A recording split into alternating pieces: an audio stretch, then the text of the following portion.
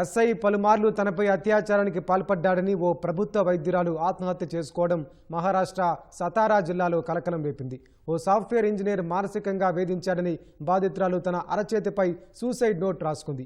ఈ ఘటనపై సతారా జిల్లా ఎస్పీతో మాట్లాడిన మహారాష్ట్ర సీఎం దేవేంద్ర ఫడ్నవీస్ ఆరోపణలు ఎదుర్కొంటున్న పోలీసును వెంటనే సస్పెండ్ చేయాలని ఆదేశించారు.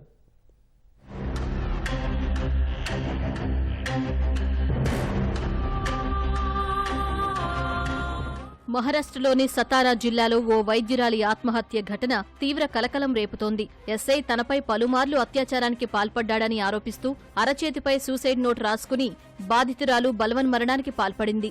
బీడ్ జిల్లాకు చెందిన వైద్యురాలు ఫల్టాన్ నగరంలోని ప్రభుత్వ ఆసుపత్రిలో పనిచేసేదని ఓ అధికారి తెలిపారు. గురువారం రాత్రి ఆమె ఫల్టాన్లోని ఓ హోటల్ గదిలో విగతజీవిగా కనిపించిందని చెప్పారు.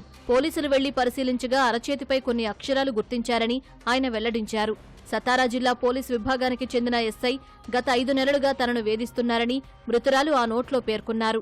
ఎస్ఐ గోపాల్ బదానే పలుమార్లు తనపై లైంగిక దాడికి పాల్పడ్డారని, ప్రశాంత్ బంకర్ అనే సాఫ్ట్వేర్ ఇంజనీర్ మానసికంగా వేధింపులకు గురిచేశాడని ఆమె పేర్కొన్నారు. ఈ ఘటనలో ఎస్ఐపై అత్యాచారం కేసు, సాఫ్ట్వేర్ ఇంజనీర్పై సూసైడ్కు ప్రేరేపించినందుకు కేసు నమోదు చేశామని సతారా పోలీసులు తెలిపారు.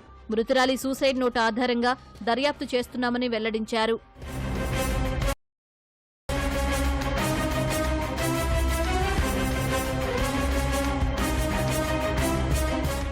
ఈ ఘటనపై మృతురాలి బంధువు ఒకరు కొన్ని ఆరోపణలు చేశారు. తప్పుడు వైద్య నివేదికలు ఇచ్చేలా బాధితురాలిపై పోలీసులు తీవ్రంగా ఒత్తిడి చేసేవారని ఆరోపించారు.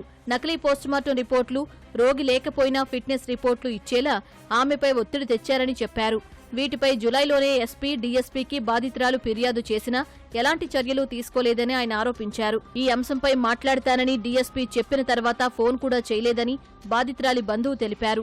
అటు వైద్యురాలి ఆత్మహత్య ఘటనపై మహారాష్ట్ర సీఎం దేవేంద్ర ఫడ్నవీస్ సతారా ఎస్పీతో మాట్లాడారు. ఆరోపణలు ఎదుర్కొంటున్న పోలీసును వెంటనే సస్పెండ్ చేయాలని ఆదేశించారు.